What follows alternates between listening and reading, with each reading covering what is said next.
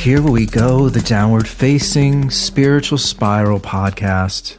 My name, of course, is Eddie Cohn, host, creator of The Spiritual Spiral. Thrilled you are here today, listening to the show. Awesome conversation today. I think a very important conversation with Bob Bradley. Bob is the bass player in a band based out of Orange County called Fake Figures. And I actually play a song, I'd say it's about, a clip of a song about probably, 35 minutes into the show or so, called You're Distant. It's from a record from 2019. They're actually in the studio right now making a new record, but I do play a clip from one of his songs on the show. You can find Fake Figures obviously on Spotify, all the streaming platforms, so definitely check him out. I reached out to Bob, though, because he just wrote a book. Yes, he just wrote a book called Public Relations for Musicians, a do-it-yourself guide to getting featured by the media. So this is, not too long of an intro, but his book, and the reason why I reached out to Bob is because, to me, it touches on some topics that I'm very interested in. By the way, if you love the show, please share the show with your friends. That stuff really helps. Maybe head over to iTunes and write a review, give it a 5-star. But again, tell people about it. You can find me on Instagram or Twitter at Eddie Cohn. You can find Bob at Mr. Bob Bradley on Instagram. Again, the band that he's in is called Fake Figures. But again, back to the book that he wrote.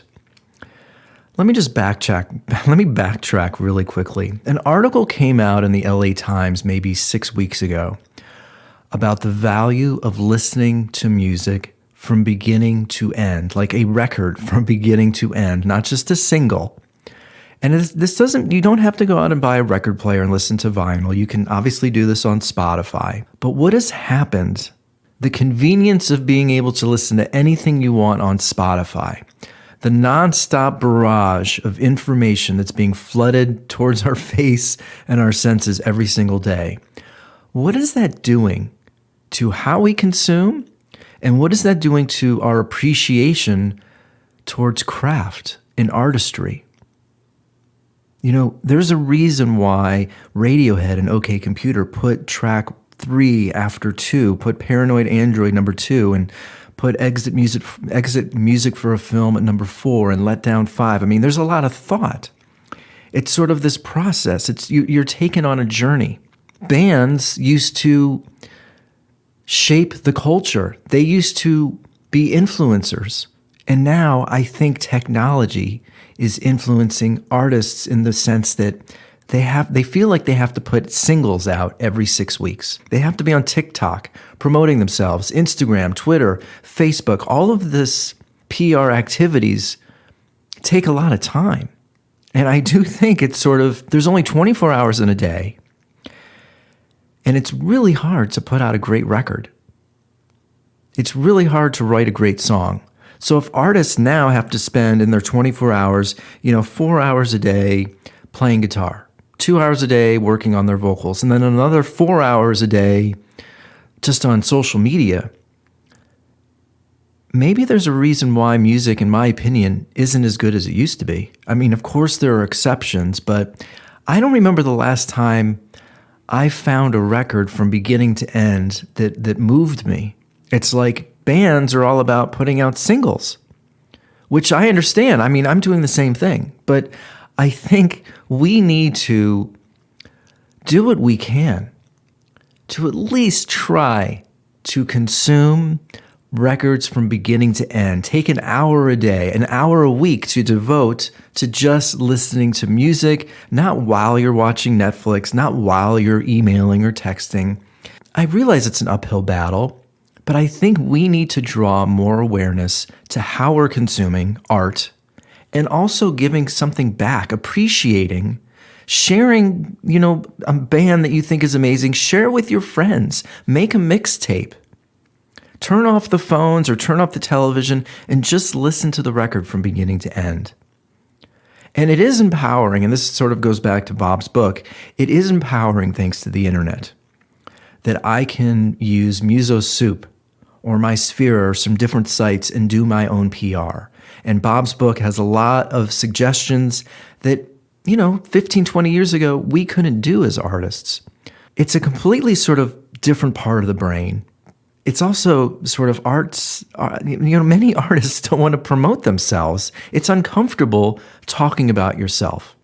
And it does feel like the most successful artists right now have to sort of be sort of narcissistic and are comfortable in front of the camera and want to talk about themselves. I mean, I think about all the introverts out there in the world that are artists that don't really feel comfortable or don't want to be on social media, would rather just get better at painting or writing or singing. So it's just this sort of very complicated chasm of music and art and social media, and how do we all consume now? And do we even think about the work that artists put into their work? Sort of a topic, especially now that I'm almost done with my record, and I'm thinking about how do I promote my music now? You know, music videos and singles and remixes. It's sort of a bit overwhelming. And then I think, last point here, does anybody even care? It's like, what does it take to get somebody to stop thinking about a selfie they took, some minutia they're reading on this weird website, to actually take a moment and appreciate the new song or the new album that like Beck put out? It's just sort of, are artists influencing the culture anymore? Can you be an introvert and still be a successful quote-unquote artist in today's insanely technology-focused world? So these are some areas that I find obviously very interesting, as you can tell. I'm very passionate about it, very passionate about bringing back an understanding of what artists are doing and appreciating them. Really appreciate Bob taking the time to talk with me this week. Again, the book is called Public Relations for Musicians. You can find it on Amazon. You can reach out to Bob, Mr. Bob Bradley, on Instagram if you want to talk further about PR in the music world. You know where to find me at website IamEddieCohn.com. I have a bunch of new music I just put out and more music coming over the next 6 months. You can find it at eddiecohn.bandcamp.com. It's also on the streaming services as well. You can find me on Instagram, Eddie Cohn, Twitter, Eddie Cohn. Please reach out and say hello. I'd love to hear from you and hear what you think about the show. And that is it. Thanks again, Bob, for taking the time to talk to me, and to you for listening, supporting, and being a part of the Downward Facing Spiritual Spiral podcast.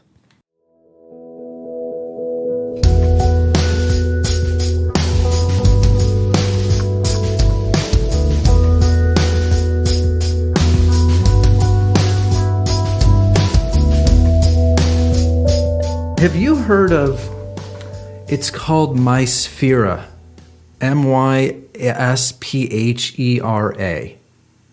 I want to say yes. I don't know why, though. Well, basically, this, on the one hand, there's all these platforms that have sort of come out over the last few years that have sort of empowered artists, sort of to be able to give them the opportunity to do their own PR, do their own pitching for playlists. So Mysphere, for a very low fee of like $29, you can send your music to them, and then they'll try and pitch your songs to their playlist. Another one that is really great that I've been using for PR is, have you heard of Muso Soup?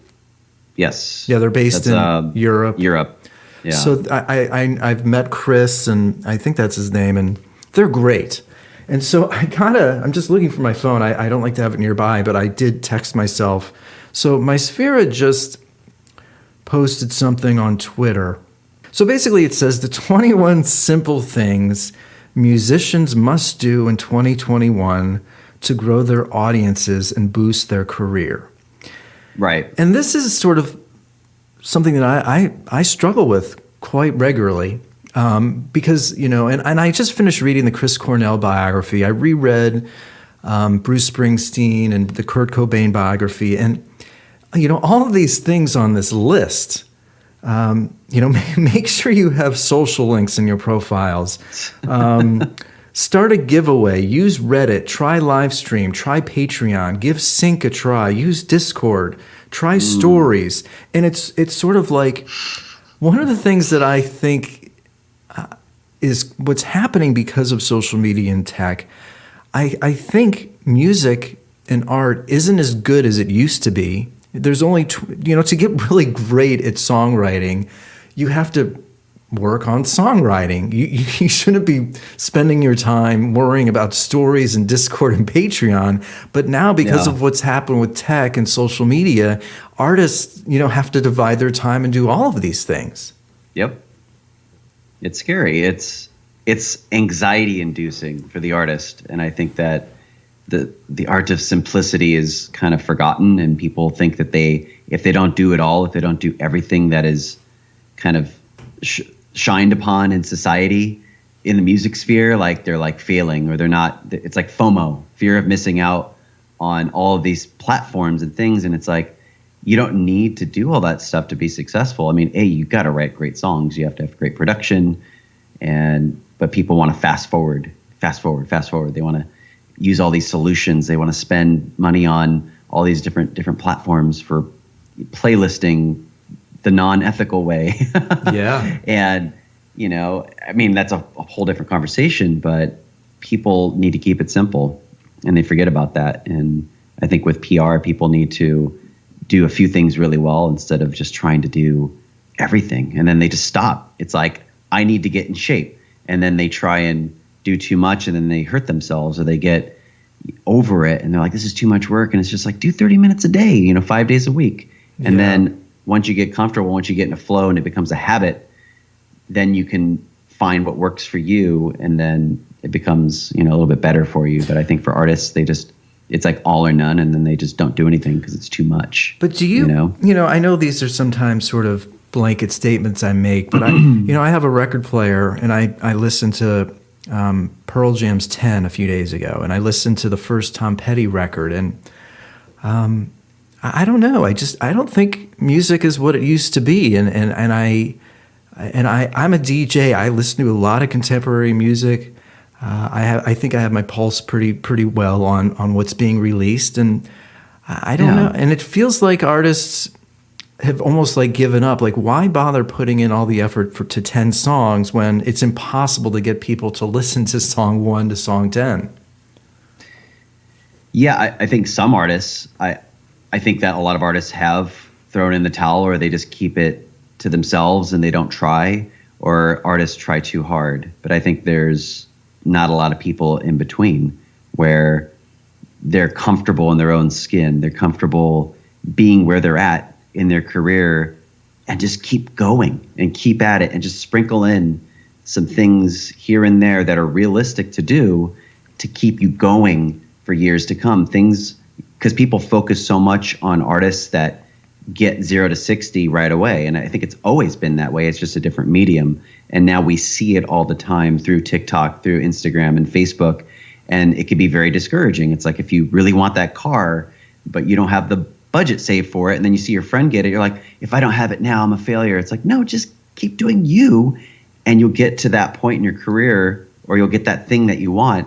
And I mean, there's that, and then there's studying the practices that work best for you, right? Right. So I think it's like a little bit of a mix of both, and I think it's ultimately patience. People in our society, and I've been equally as guilty, are put on this like fast track kind of in a fast track mentality, where people want it now. They want to, if they write this song and they get it done, and then they're ready to put it out into the world, and then they don't get the results that they want within a week or two, they think they've failed. And it's like, no, keep going. Try something else with that, but keep making your art and keep putting it out. All of my friends at different age ranges who have found success with music, I look back and I'm like, man, they went 3 or 4 years and nothing happened. And all of a sudden something happened. And then there was snowball momentum, but they weren't thinking about it. They didn't have this agenda of like, man, I really need 1 million plays on Spotify. They're just like, I love making music, and I understand there's a business aspect to it, but I'm just going to focus on doing things that are smart for the right reasons. And it's hard because people want success. People want to be validated for what they do, and they can get caught up in doing it for the wrong reasons. And then if it doesn't work out, they feel like a failure and they don't try again. Yeah, it's weird though. Like when I read that post though from My Sphera, and I speak to other people that, and maybe I'm sensitive to it right now just because I'm close to being done with the record, but it does feel like, it feels like the world wants me, if I want to get traction, if I want plays, and if I want to get syncs, and you know, it feels like I have to be on Instagram and post stories and all this sort of stuff. I don't know what is a successful artist these days? I mean, are those days of a artist selling 50, 100,000 copies, being on the road, especially now with COVID? I don't know. Like, what does this all mean? I think about this. What does this all mean to the successful quote unquote artist? Yeah, and I'm thinking of quite a few different things. I'm going into a time machine for a second. I'm thinking of artists that I loved in the 90s, you know, and from all different genres of music, from hip hop to electro to rock. And I'm like, these guys weren't sitting here all day updating their MySpace and updating TikTok, you know, they were just making music.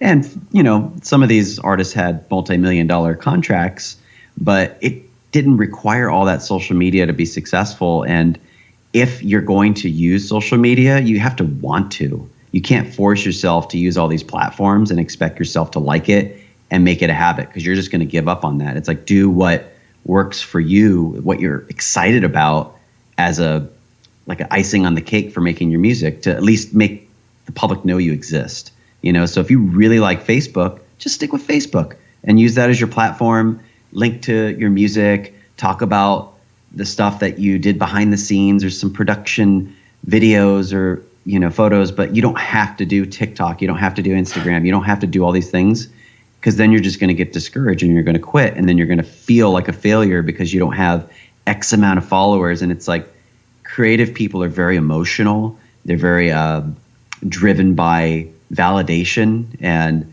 you know, if you're not feeling validated on all these things that you're supposed to do, quote unquote, to promote yourself, it's like, what's the point? And if you really need that, hire somebody, find the budget to do it, or learn how to do it. And if you're in a band and you have 4 members, find somebody in your group that enjoys marketing and make sure that they get on that, you know. But success, to answer your question, success is very relative, because some artists are like, I need to do this for a living and I need to pay my bills.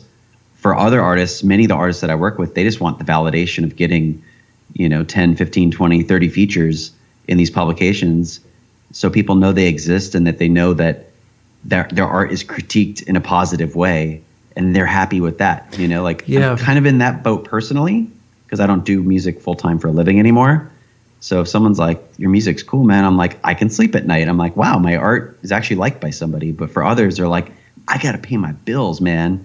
And that's a different boat. You know, that's where you really want to do PR, because you really need people to find out that you exist. You really need campaigns and playlisting and all that stuff. So I want to ask about the book that you wrote, but you said something that I've been really thinking about. I just watched a Taylor Swift documentary. I just watched a Lady Gaga one that came out a while ago, but I just watched it. And you said something about, and correct me if I don't remember exactly how you said it, but artists are doing it for validation. I think. Yes. Well, that's the thing. I don't know if, and maybe I'm. Well, a lot of artists are, not all artists. Yeah, but to me, I feel like the true artist, I feel like the world we live in and social media has transformed true artistry into what you're talking about. It's not about the art anymore. And I go back to Kurt Cobain.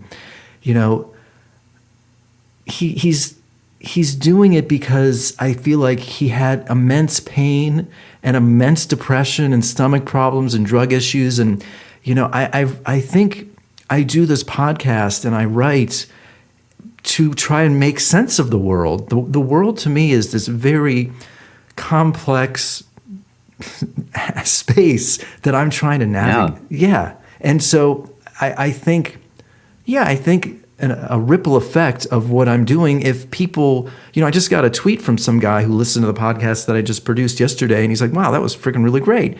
I mean, of course that feels good, but somehow I think we're somehow moving away from artists that are doing it because it's meditational, therapeutic, and they have to what you sort of are talking about, where artists are doing it for attention or validation. Yeah, and I don't want to get the word validation mixed up with attention-seeking behavior, if we're going to talk psychology here, because validation to one person might be completely different to another. It's like, I'm just meaning that on a very like deep human level, where like I make this music and like my kids, we always watch that movie Soul, and like you're in the zone, you're in that flow, just like meditating, right? Just like you in yoga. And I do all this music and I'm like, man, I'm writing this with my friends who are in the band or by myself.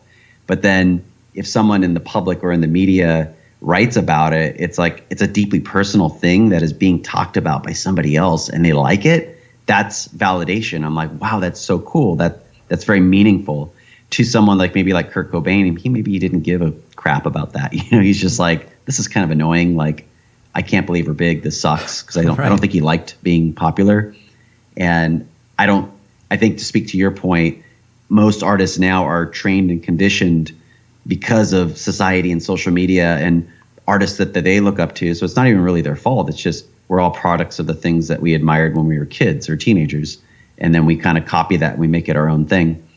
But I think that they are doing it because they don't know any other way to think as an artist. And I think some artists are getting a lot of enjoyment out of it and they're crafting their own personalities. And I think especially in certain genres, they're not being crazy enough about it, just like tearing the barrier down and just being yourself and doing things that are quirky and cool. Then there's some artists like, you know, like the Tekashi 6ix9ine or whatever, that rapper guy. And it's just like, this dude's kind of clown shoes, man. Like he's just doing it to like prod at the world. And he knows that the more he does it, the more attention he's going to get. And it's like, I don't think that guy is authentic.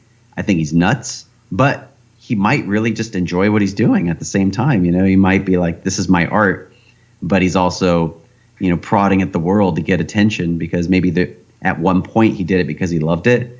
And now it's turned into this like narcissism, basically. Yeah. And I think for emerging artists, it's like you have to be careful and really question, like, why am I doing this?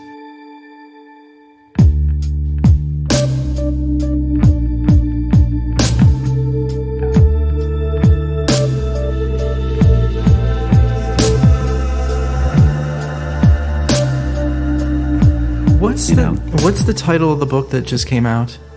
It's Public Relations for Musicians. Okay. And I think... very unique name. Well, no, but I think, you know, funny enough, I was on Facebook, you know, a couple weeks ago, and I think I saw that you posted something about it, and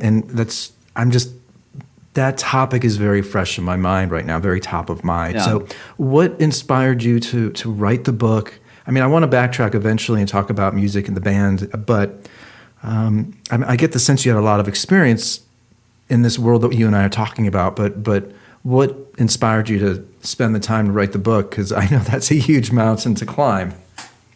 Yeah, I mean, I got this idea that it really comes from me doing PR over the years and all of these artists, especially in music, because in other industries, the budgets aren't as much of a problem, honestly. But in music, some artists just can't afford PR. And it just got to this point where I'm just like, man, why don't I just write like a guide? At first, I'm like a PDF or something, and I could sell it for $10 or give it away for free.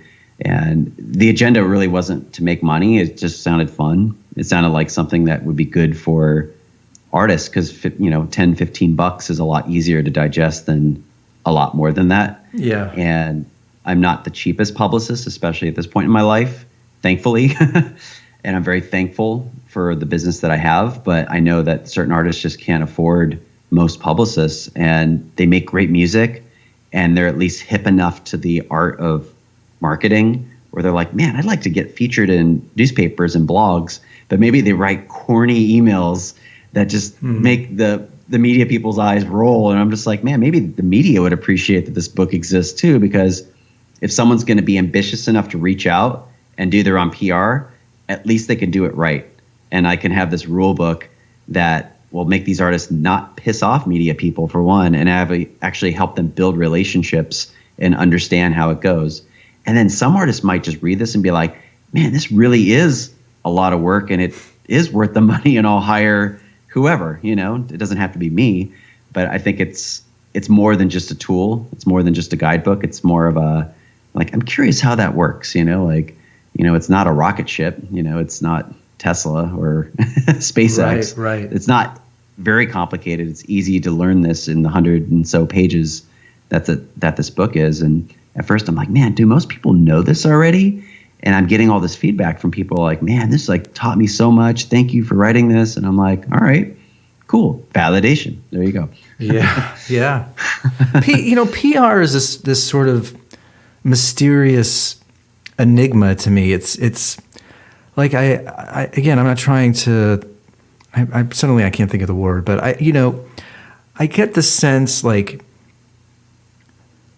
if you were played on K-Rock, 15, 20 years ago, your video was on MTV, you could potentially, your life could change. And I've been published in articles or in magazines and newspapers. And I think there's this strange thing happening now. And I talk about this a lot on my podcast. What does it take to get people to care? Like, really, like, people might, like, an article may come out about you, Bob Bradley, but they have that fucking phone, and they're like, their mind is on, like, their yoga class. They have better things to do. It's like, I feel like this world we live in now, it's just, everybody's just thinking about themselves or their phone, and they may look at that article, they may hear that song, but then they just, like, move on. It's weird. Yeah. I mean, it's literally that times a million these days. Yeah. Compared to if you were in spin 20 years ago, like, oh my gosh, your life could change. You could get that call from an A&R at Maverick or Warner Brothers, and boom, you're good.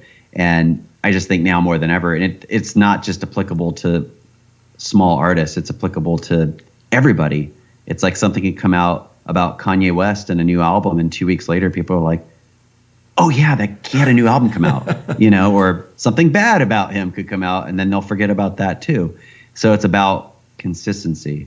And it's harder. It's harder than ever. And that's why you have to, if you want to do what you do and you want people to find out about who you are, you have to do it consistently for a long time, for the entire time that you do your art. Yeah. Honestly, it's, you see Madonna, and it's like, I mean, she doesn't have to do as much as probably she used to. She just posts a few times and she'll get sales, but she needs things to come out about her music. And I know she's had some weird stuff come out about her. I know she's maybe losing it a little bit, but that's a different thing. But as far as music, regardless of how established you are, you have to keep putting stuff out there and get things in the media, if that's the level of artist that you want to be, all the time, once or twice a month, to keep yourself consistent. And then you'll look back years later and you're like, wow, like, I really have grown. But if you have an album coming out and you do 2 or 3 months of work, and that's cool, but within a few months after that, most people will have forgotten about that, because we're so inundated with new information, especially if you love music like I do and you do. And it's like, I see In Rainbows in the background here. I'm like, oh yeah, that Radiohead album is amazing. I forgot about that. Or A Moon-Shaped Pool. And I love these bands, but even with some of my favorite bands, I just forget that those albums are out unless I listen to it all the time. And then I have to see something, ping, new Radiohead album. And then why do people all of a sudden dive into the favorite things, like the Marvel stuff? Like I like watching WandaVision. I'm like, this is so interesting. And it makes me want to go watch other Marvel stuff. And whether you think it's corny or not, it's like, it's that ping reminder that I exist, right? Yeah. And that's the same thing for an artist. New singles, new feature in the media, new playlist edition. It's like all these reasons that you can, giving people a reason to think of you. I spent 12 months on this record. I've only released one song. I've got a couple remixes coming out. And I think there is something to be said about, I probably would get a little depressed or sad to spend a year. 3-4 months from now, I release all 10 songs. do a little press around it, and then that's it. And it's over. But at least with this, I released a single, then release a remix like 2 months later, release maybe another single a month later. So I've got I'll spread it out over 6 to 8 months, because it's also time consuming to make a music video, and so there is something to be said where it almost sort of takes a little of the pressure off, which I think is great. But then I also think, how much did Spotify affect? Was it a combination of Napster and then people? I guess my last question, there's almost a couple questions, but I also struggle with, do people really, to think that people will never pay for music? And I think there's this strange world where people don't appreciate the work that goes into putting out making music, and then to think that and is this idea that you don't have to pay for music anymore. I don't know. That's something I've had a hard time, coming to terms with. Yeah, I mean, I think that if people like your art enough and you have enough product, I mean, I don't. It's not quantity, but you have product that people value, and that's why artists are putting out vinyl. It's like this band Gojira that I like. They're like a metal band, and I like metal, but not as much as I used to. But I'm like, man, this band is so cool. And then they posted something yesterday, like a pre-order for a picture vinyl, and it was $22. And I'm like, hell yeah, I'm going to buy that. Looks awesome. And do I need it? No, but it's like I like still getting things to express my appreciation for that art, right? Just so you have that In Rainbows album. It's like, I'm sure you could just pop it on Spotify and go for a run or take a nap, But I also think depending on what song. But maybe part of the reason why you're even thinking about that and spending that $22, because I think I want to do vinyl for my new album, but it's going to cost minimum like $2,500 to produce. So I think, but maybe you're aware of it because you are a musician and you've been in a band, and those millions of, I don't know, I think there's an aloofness in the world where there's not an understanding of how challenging it is to, make a movie, put out a record. I don't know if the awareness is there, and happy. I don't know. I think it's the empathy of the consumer. Yeah. I think what you're trying to say is it can apply to anything. It could be a movie, it could be an app, it can be our albums, it can be a product, it could be food, and people just are so quick. And I don't think it's people's fault. I think it's a societal thing. It's technology. It's how quick things move, and people get something and they make a quick decision. It's like, this is awesome or this is crap. And then they move on. And it's like, dude, Eddie spent 12 months on this thing. And it's like, the least you could do is listen to all the songs and not just 45 seconds. And there's no guarantee of how much people are going to digest what we do. So alternatively, instead of, because I don't sit around worrying about Spotify, they've been very good to my band. So maybe I'm a little biased. I don't sit around worrying about the percentage of, royalties, because I'm like, man, I just got to figure out other ways to make this work. And for my band, personally, it's been in licensing, and it's afforded our band to make more music without coming too much out of our family fund. Right. Not a lot by any means, but it's enough to pay our homie to, produce an album, down the way. But I think as an artist, especially for, I don't have a lot of money to spend on tons of vinyl and tons of merch, but it's just enough to make an offering that the people that appreciate what we're doing, if you have 100 people that are willing to spend $20 to $100 on your art, and you can front load some vinyl, some limited merch. The keyword is limited, by the way. People like vinyl sometimes because there's limited color variants. Yeah. And that's what creates the demand. And people feed off demand more than ever. It's about scarcity. But you have to make that available. And it's not all artists can afford that, unfortunately, but it's about maintaining expectations if you can't do that. So if you put the music on Spotify, what are things that I can do to make the most of what I have during this X amount of time that I'm going to be pushing this, the album life cycle. So, but it'd be a great idea if you could do vinyl. If you think 100 plus people that could buy it, than, make 200, because those 100 people might tell their friends and you might get some press on this thing, and then they'll end up buying it. And then if a certain color variant sells out, all of a sudden people feel they're like, this artist must be important because they're selling out of their stuff, right? Yeah. And it's a psychology game too, to win people over. It's like the corniest thing I saw today or yesterday was like McDonald's put out something about their chicken sandwich, a hoodie, and vinyl, and it sold out instantly.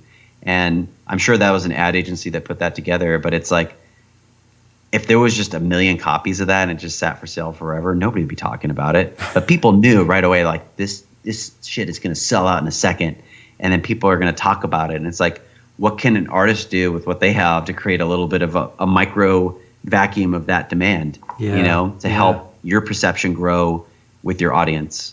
And I know it's not the same for everybody, but hopefully you know what I'm talking about. No, it's like I do. Something special that like you could just help people be convinced that you are worth their time. It's weird. I don't know, maybe it's the pandemic and not being able to go to shows and seeing a lot of people.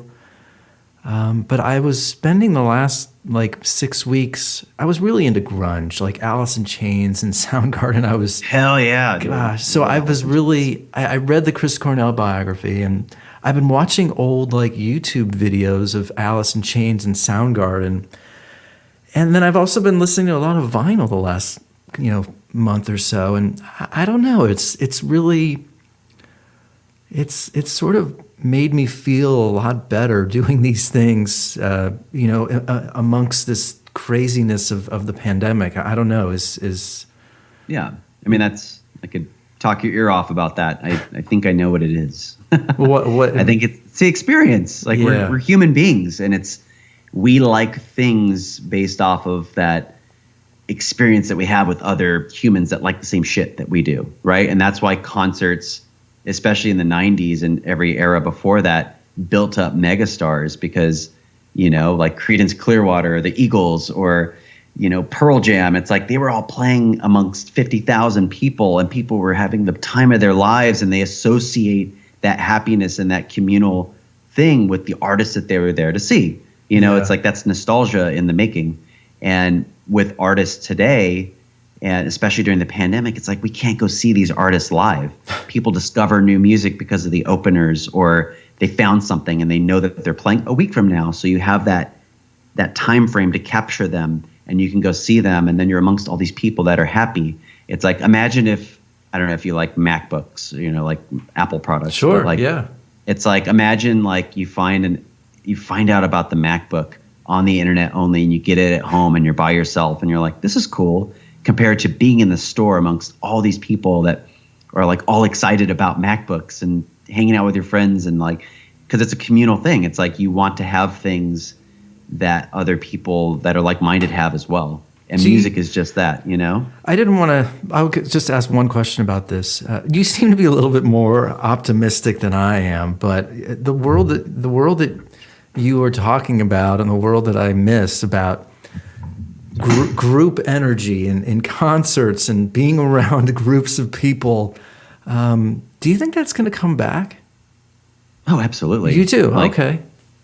It's going to be back really soon, and it's going to be a crazy year, man. It's going to be, because it's honestly, last year was really hard. I'm a pretty optimistic guy, but I'm creative. I get in my head. Sometimes I get depressed about stuff, and I'm just like, I have to stay optimistic or I'm going to go nuts, man. That was my hobby, was going to shows. So I had to figure out other ways to be creative. And despite that, no pandemic in the history of the world has stayed around permanently.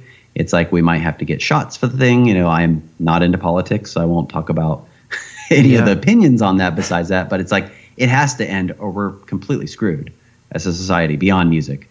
But all signs point towards we're getting a handle on this thing. And I think that shows will be back here really soon. I think this year, and I think touring will begin, and maybe a little safer than usual. There might be some vetting that needs to happen.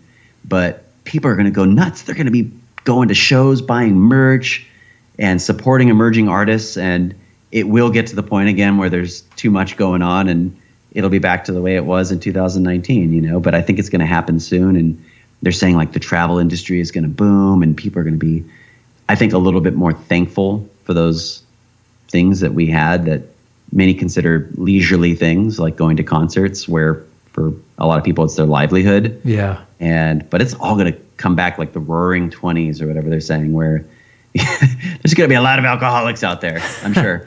Well, a lot of hangovers. They've definitely probably created a lot more alcoholics over the last but year. This is going to be out of joy instead of like, I'm bored. Yeah, right. I think it's going to be good, man. Okay.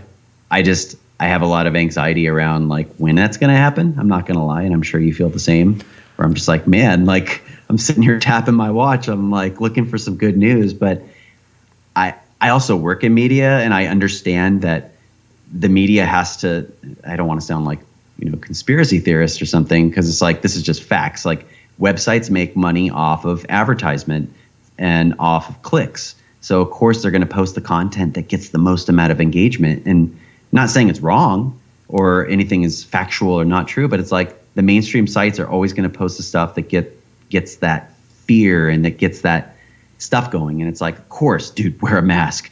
We got to get vaccinated. But it's like, there's a lot of things that are giving people a lack of hope, and it's just like, people need to be safe. Don't be an a-hole, respect people, follow the rules, and, get your vaccination, please. But, I think that there's a lot more hope than what the media is putting out there right now, because they're probably seeing such a spike in traffic and money because of all this stuff about COVID and like hating presidents and all that stuff. And it's like, I mean, that dude kind of sucked, but like, yeah. I want to see more positive stuff in the media. I want to see things that are more uplifting. It's like, I don't like politics. I don't like too much bad news. I want to know what's going on in the world, but I also understand that like the media has to make their money, and a lot of people probably stopped advertising. So they probably upped the ante and started posting more negative stuff because they got to get the clicks, Yeah. And I don't think it's any sort of like mass conspiracy to destroy the world or anything, but people just have to understand how media works. People want to feature news things that get clicks and that get engagement. They don't want to talk about a cat being saved in the tree, like that's a feel good thing. And I'm like, oh, that's so cool. But like most people don't care. They're just like, they want to see something about that's tragic because they don't want that to happen to them. Yeah. So, and then they click on it because it's our fear of death, basically. And it's like, that gets more clicks than anything. And I think, sorry, I'm like, hopefully I'm not going too far down the rabbit hole. No, but here. but it's, I guess my last point, last little thought I'm thinking though, I just wonder if the media went too far. I just think, I think there's just going to be a lot of anxiety, people being close to one another. I don't know if people trust. Oh, yeah. And so I just think that world where there's moshing and people bouncing off of each other, I just feel like there's, I'm a hypochondriac and a germaphobe, and I don't think the world needs more people like me. Yeah, same here, man. I'm like, it's going to be weird. I'm going to be thankful and excited. I'm sure you will be, but we're going to be looking over and being like, is this dude sick? Yeah. Sick? Like, because I don't think COVID's just going to go away. It's like there's going to be people at shows that are sick, and then we might get a cold from somebody, and it's like, dude, do I have COVID? Like, no. Every time I've had a cold over the last year, I thought I had COVID, and it's like, and I actually went and got a test one time, and I asked my doctor, I'm like, can I get the antibody test? And ends up I have it. Yeah. I had the antibodies, and I'm just like. Now I'm like, oh my God, like I had it at some point. I had no idea. Like, hopefully I didn't give it to anybody else. And so it definitely, I'm not like 3 masks, Bob, like, like, but I think with shows, it's like, my theory from the beginning is that Americans are going to be more considerate, just like in Asian countries. If you have a cold, wear a mask. Or stay home. Just stay home. Or stay home. Yeah. So I think that's actually going to help. I think less people overall are going to get sick in general, especially when it comes to mass public gatherings. Like, people are going to be a little bit more mindful of that, at least for a while. And so I don't think going to shows is going to be as much of a problem, because the people that feel a little sick are just going to avoid it. There's always going to be that selfish person that goes out anyways. But I think that they're going to vet people. They're going to take temperatures. Hopefully, they're going to maybe require masks for a little while and limited capacity. And then we're going to see how it goes as things continue to get better. So I think that there will be a plan, and I think it's going to be implemented really soon. But yeah, it's going to be weird, man. It's going to be, I'm going to be thinking about that. And I'm going to be like, ugh. I mean, I got kids. I'm already paranoid about being around people that are sick. It's like, I don't want to get my kids sick or my kids to get me sick. And I don't know. It's a tough conversation.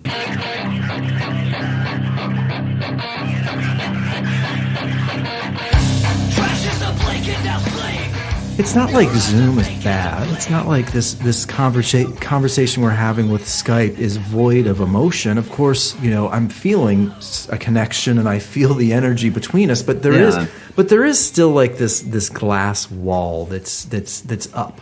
And I just think we as human beings really thrive. At least I know I do. I prefer talking to texting. I prefer being around somebody and talking and sharing the energy. And I think with this glass wall up, it sort of makes that challenging. No, you're absolutely right. I think I don't understand the scientific side of the energy, but I think as humans, we exchange energy. If we're happy, you can feel it. If you're pissed off, if somebody's holding back, and it's like, there's something over video that lacks with that. So I think certain people that are more social than others like get fuel off of that. And since people aren't getting that, they're just like, man, something's off. Like even with all these Zoom calls, we could talk to people all day over Zoom compared to you and I getting coffee somewhere. And it's like, that kind of refuels our vibe, and it's, I can't explain it, but regardless of any sort of belief, I think it's true. It's because people know it. People go and hang out with their friend and they come home and they're all jazzed. And they're full of ideas, and they're just like, cool, I can relax tonight because I got my cup filled with whatever I need, And some people need that more than others, So, and that's what music does too. I think it's because it's energy. It's, as you listen to it, it's very emotional, and people get jazzed off of that. It fills their energy cup up. Saying up a lot.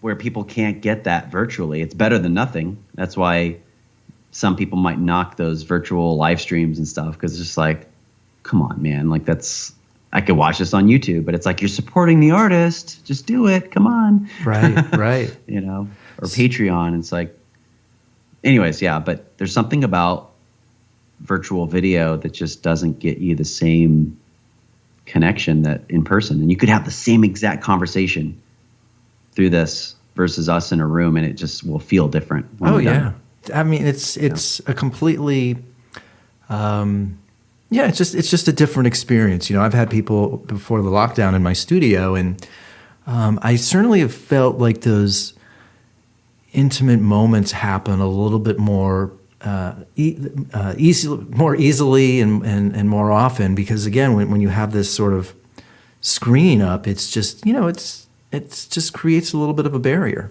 you could look over at stuff and space out. It's just like, but if you're in person, it's like, if I don't look you in the eyes as I'm talking to you, that's kind of rude. Yeah. So you're not connecting as much with people. So I guess my last question or area, and then I'll let you go. Just try to think back music-wise. I mean, music's obviously been like this huge part of your life, and I'm just intrigued at hearing, do you remember that first moment where you were like, oh, I need to keep doing this, or that record, I want to hear that again? I mean, do you remember any of those moments? Yeah, I mean, I think there's a few. I don't want to run over too long here, but I think that there was the moments where I was first jamming with my friends, because I was kind of a late bloomer with music, maybe like 15, 16. I had records before that, but I didn't really go to shows until I was like 15 or 16, like Warped Tour. Did you play an instrument before 15 or? Yeah, I was in orchestras in high school and middle school. And so I've played a ton of instruments throughout my life, keyboards and percussion and guitar and drums. And I was in jazz band on drums but I think that kind of felt like you had to do that. And I'm like, well, that or sports, and I like music.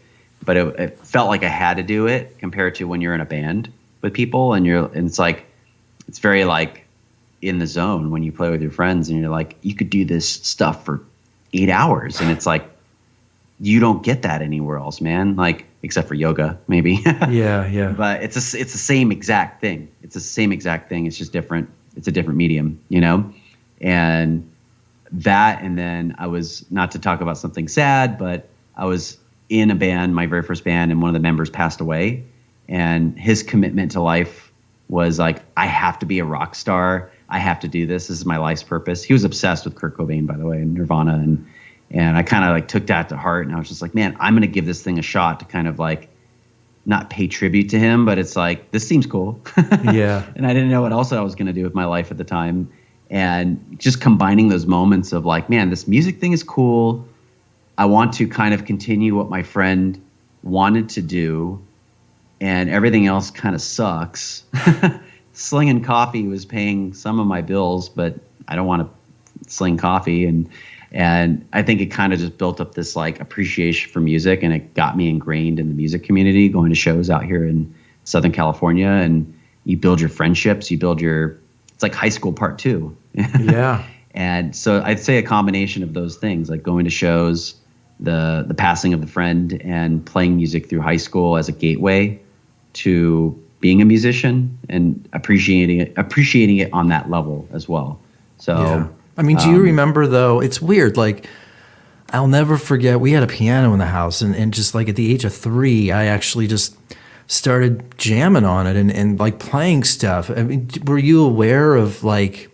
I remember hearing the Earth, Wind, and Fire record for the first time, I think when I was 5, with September on it. And I just was like, what is this? And I don't know, were there sort of like some moments where you just were like, whoa, what the hell is this? I have to listen to this again, or I don't know. I do remember now, actually. I don't think I've ever talked about it, but I mean, I didn't listen to a lot of rock or indie when I was young, but I was into like pop music and stuff, like whatever, R&B and pop was huge. And I had cassettes and stuff. And I remember being in my parents' house, and there was like a coffee table.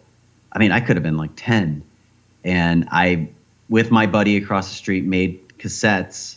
Like, we would design our own cassettes, and we made our own pop group. I don't remember what it was supposed to be, but I love like DJ Jazzy Jeff and the Fresh Prince. Sure. All corny stuff. It was so good. I'm like, this is fun. And I would rock out. I would just dress up and stuff and just rock out on the coffee table like I was performing, and I didn't understand that, Yeah. But I'm sure there was something at that point because then I'm sure at some point I stopped caring as much about that aspect, and I was just in high school and just trying to learn. But I think there was something about that probably was in my mind. And then once it got triggered by getting hit up by my buddies to form a band, and I didn't know how to play bass, and they handed me the bass, and they're like, learn this.